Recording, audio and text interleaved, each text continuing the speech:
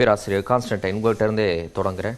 170 இடங்களை கைப்பற்றுவோம், எதிர்க்கட்சிகள் கேலரியில் அமர்வார்கள், நிறைய பேசியிருக்கிறார். அந்த பேச்சுக்களை நீங்களும் பார்த்துருப்பீங்க. பிரதமருடைய இந்த பேச்சு எதனுடைய வெளிப்பாடாக புரிஞ்சுக்கலாம்? அதாவது இதற்கு முன்னாலும் இதே போன்ற ஒரு ரெட்டோரிக் ஸ்பீச் சில தலைவர்களால் கொடுக்கப்பட்டது. கண்ணு கெட்டிய தூரம் வரை எதிர்க்கட்சிகளை காணவில்லை என்று சொன்னார்கள். அதன் பிறகு அவர்கள் வந்த இடம் போன இடம் எதுவும் இல்லை. ஏறத்தாழ பிரதமர் நரேந்திர மோடி அவர்களுடைய இன்றைய ஸ்டேட்மெண்ட் என்பது நமது இடைக்கால பட்ஜெட்டை நிதியமைச்சர் சமர்ப்பித்த பிறகு மக்களிடையே ஒரு எழுச்சி வந்தது. அதாவது அம்மையாரினுடைய அந்த சமர்ப்பணம் அது இறுதி பட்ஜெட், பாஜகவினுடைய இறுதி பட்ஜெட் என்பதை உறுதி செய்கிறது. அவர்கள் தன்னம்பிக்கை இழந்து போயிருக்கிறார்கள், எனவே தான் எதிர்கால திட்டங்கள் ஏதும் இல்லாமல் கொடுத்து விட்டார்கள் என்று சொன்னதற்கு பதில் கூறும் விதமாக பிரதமர் நரேந்திர மோடி அவர்களினுடைய பேச்சு அமைந்திருக்கு. இல்ல, அதே நிர்மலா சீதாராமன் அவர்கள் தான் ஜூலைல முழுமையான பட்ஜெட்டை நாங்கள் தாக்கல் செய்வோம்னு சொன்னாங்கல்ல. சொன்னாங்க, நம்ம மறுக்கல. ஆனா 2019 உங்ககிட்ட இருந்த வீச்சு என்ன, இப்ப ஏன் அந்த வீச்சு இல்லை? 2019 இடைக்கால பட்ஜெட் தானே. அப்ப நீங்க என்னெல்லாம் சொன்னீங்க? 6000 ரூபாய் உழவர்களுக்கு சொன்னீங்களா இல்லையா? விவசாயிகளுக்கு ஒரு 11 திட்டம் கொடுத்தீங்க. ஆமா. அப்ப நாங்க கேட்டோம், எங்க இது ஒரு இடைக்கால பட்ஜெட் தானே அப்படின்னதுக்கு, இல்லை நாங்கள் வருவோம், நாங்கள் நடைமுறைப்படுத்துவோம், அந்த நம்பிக்கையில் சொல்லுகிறோம் என்று சொன்னார்கள். இன்றைக்கு நீங்கள் சொல்லவில்லை என்று சொன்னால் அந்த நம்பிக்கையை நீங்கள் இழந்து விட்டீர்கள் என்று தானே பொருள். அதனால் இன்றைக்கு பிரதமர் நரேந்திர மோடி இப்போ இதை கொஞ்சம் நம்ம டேட்டா தரவுகளோடு பார்க்கும்போது அவர் பேசி இருக்கிறது சரியா? ரெண்டு விஷயம். ஒன்று நாங்கள் 370 வாங்குவோம், கூட்டணியோட சேர்ந்து 400 வாங்குவோம். இப்போ இதுக்கான சாத்தியம் இருக்கா அப்படின்னு பார்த்தா, அவங்களுக்கு ஆதரவான எல்லா மாநிலங்களிலும், அதாவது ராஜஸ்தானில் 26க்கு 25, குஜராத்தில் 26க்கு 26 அவங்க ஜெயிச்சது போன முறை, உத்தரப்பிரதேசத்தில் 80க்கு 62, மத்திய பிரதேசத்தில் 42க்கு 28. இப்படி அவர்கள் எங்கெங்கு அவர்களுக்கு பேக்கேஜ் இருக்கிறதோ அங்க முழுவதுமாக 100% ஜெயித்திருக்கிறார்கள். இதற்கு மேல் அவர்களுக்கு ஜெயிப்பதற்கு எந்த மாநிலமும் பக்கத்தில் இல்லை. ஹிந்தி ஹாட்லாண்ட்ல மட்டும் ஜெயிக்கிறாங்கன்னு சொல்றீங்க. கர்நாடகா உட்பட போன முறை கர்நாடகாவில் 40க்கு அவர்கள் அடித்திருந்தது, 30க்கு மேலும் தொகுதிகள் ஜெயித்திருக்கிறார்கள். 28 தொகுதிகள் ஜெயித்திருக்கிறார்கள். ரைட். அவருடைய கூட்டணியோட சேர்த்து 30 என்று நான் நம்புகிறேன். தனி பிஜேபி 28 சீட்டு தான். 28 சீட்டு. ரைட். 28 சீட்டு அவங்க அடிச்சிருக்கிறாங்க. இப்ப நான் இதை யதார்த்தத்தில் பார்த்தீங்கன்னா, இப்போ கர்நாடகாவில் ஆட்சி மாதிரி அங்க காங்கிரஸ் ஆளும் கட்சி, மீண்டும் அதே 28 அவர்களால் பெற முடியுமா என்றால் அது கேள்விக்குறி. 1. 2, பீகார்ல போன முறை நீங்க ஃபுல் ஸ்விங்கில் அடிச்சீங்க 40. ரைட்.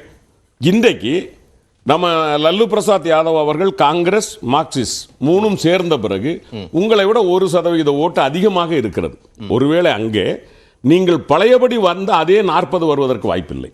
பாதி என்றால் கூட 20 குறை.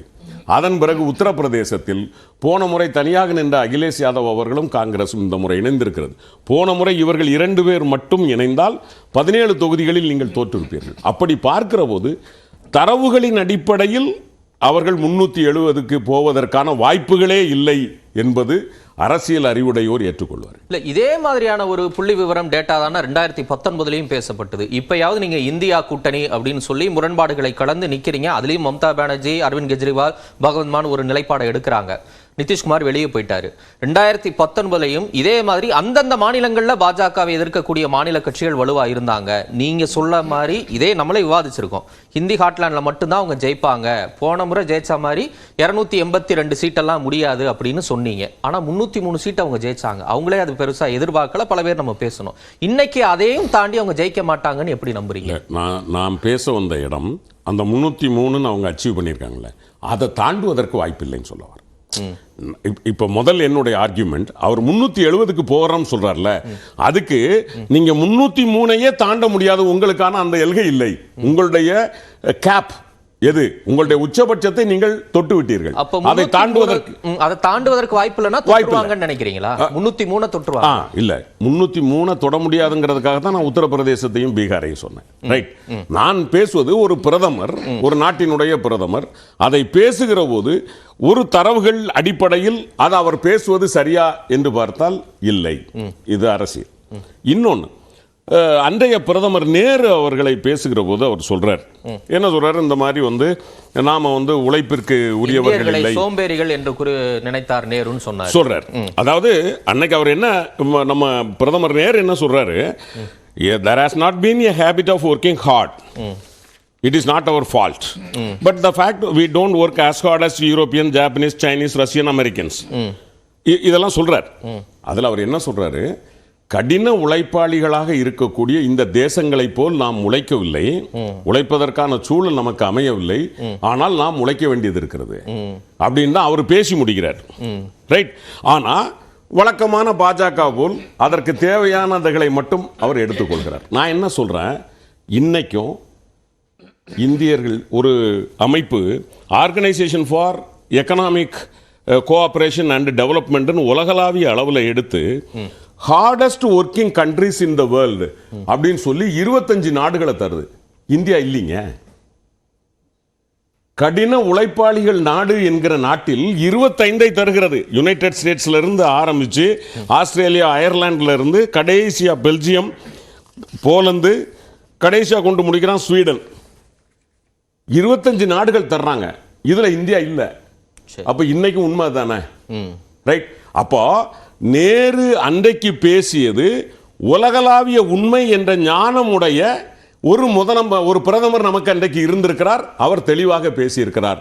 ஆனால் இன்றைக்கும் நிலைமை அதுதான் என்ற உலக ஞானம் இல்லாமல் நமது பிரதமர் பேசியிருக்கிறார் என்பது, நமது பிரதமருடைய ஸ்டேட்மெண்ட் என்பது ஒரு ஞான சூனியத்தின் வெளிப்பாடாகத்தான். ரொம்ப கடினமான வார்த்தையா இருக்கு. இல்ல, நான் அவரை சொல்ல, இதை பற்றிய ஞானம் அவருக்கு இல்லை. அதைத்தான் சொல்றேன். நான் மொத்தமா அவரை நான் எப்பவுமே ஒரு மனிதன், எந்த ஒரு தனி மனிதனையும் மொத்தமாக நான் சொல்றது, இந்த இடத்துல இந்த ஸ்டேட்மெண்ட் தரவுகள் இருக்குது, இதை பார்க்காமல், சரி அப்படி வேண்டாம்னு வச்சுக்கோங்க, பார்க்காமல் பேசி இருக்கிறார். தொடர்ந்து பேசலாம். திரு ரமேஷ் சேதுராமன், ரொம்ப அதீத நம்பிக்கையில இருக்கிறாரோ பிரதமர். 400, 370 எதிர்கட்சியெல்லாம் கேலரிக்கு தான் போகணும். எப்படி புரிஞ்சுக்கிறது இந்த பேச்சுக்களை? கூட 40 நமதே அப்படின்னு எல்லா கட்சிகளும் சொல்றதை பார்க்கிறோம். அது அவங்களுடைய ஒரு எதிர்பார்ப்பு. அதை நோக்கி பயணிக்கணும், அதை நோக்கி வேலை செய்யணும் அப்படிங்கிறது தான் எல்லாரும் சொல்றது. ஸோ அந்த வகையில் நீங்க எடுத்துக்கணும். ஸோ கணக்குகள், அதே மாதிரி சகோதரர் கான்ஸ்டன்டின் அவர்கள் சொல்லும்போது கணக்குகளை பலவாறாக சொன்னார். ஒவ்வொரு மாநிலத்திலையும் எப்படி இருக்கும் அப்படிங்கிறது. அது இன்னைக்கு இருக்கக்கூடிய ஸ்டேட்டஸ் என்ன, அடுத்து வரக்கூடிய நாட்களில் பரப்புரைகள் எப்படி இருக்க போகின்றன, அதன் மூலமாக இவங்க கூடுதல் வாக்குகளை அறுவடை செய்வார்களா, கூடுதல் சீட்டுகளை அறுவடை செய்வார்களாங்கிறது தான் கேள்வி. உங்களுக்கு ஒரு உதாரணத்துக்கு சொல்லணும்னா, முதல் டேர்ம்ல வந்ததை விட 2வது வாட்டி அதிகப்படியான சீட்டுகளை வாங்கியிருக்காங்க. அன்னைக்கு கேட்டிருந்தாலும் அதே வார்த்தையை தான் சொல்லியிருப்பாங்க, இவங்க மேக்ஸ்ட் அவுட், இதுக்கப்புறம் பீக்க அட்டைன் பண்ணிட்டாங்க, இதுக்கப்புறம் வாங்க மாட்டாங்க அப்படின்னு.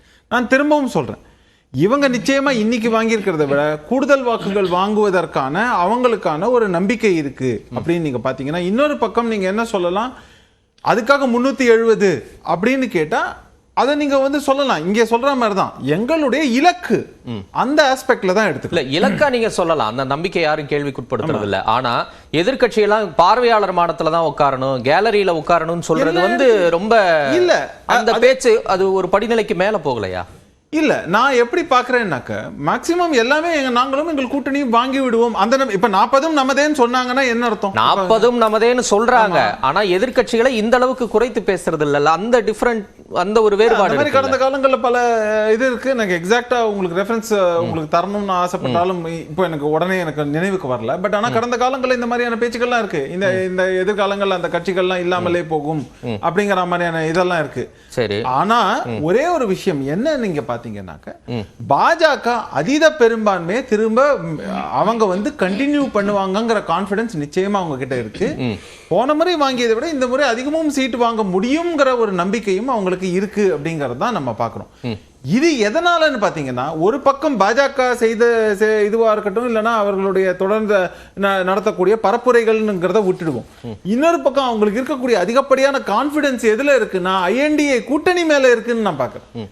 காரணம் என்னன்னா, இதுவரைக்கும் இருக்கக்கூடிய சலசலப்பு, அங்கிருந்து தலைவர்கள், இப்ப நிதிஷ் எடுத்துக்கங்க, அங்க இருந்து போயிட்டாரு.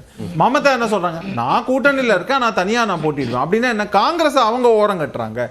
தமிழ்நாட்டை தாண்டி பாத்தீங்கன்னாக்க இந்த கூட்டணி அப்படிங்கிற இதுல வந்து தொடர்ந்து சலசலப்பு மாநில வாரியாக இருந்து கொண்டேதான் இருக்கிறதுங்கிறத தான் நம்ம பாக்குறோம். சரி, இன்னுமே அவங்களால ஒரு முறை இதுவான ஒரு காமன் கன்சென்சஸ்க்கு வர முடியல அப்படிங்கிறது தான் இருக்கு. ஒரு தள்ளுமுள்ளு இருக்கு, அவங்களுக்குள்ளேயான ஒரு ஈகோ அப்படிங்கிற சொல்லக்கூடிய வெளிப்பாட்டை நம்ம தொடர்ந்து பார்த்து கொண்டே இருக்கிறோம். சரி, அதனால நாளுக்கு நாள் அவங்களுக்கு உண்டான ஒரு மக்களிடையான நம்பிக்கை ரொம்ப சரிந்து கொண்டே அது ஓகே. அப்போ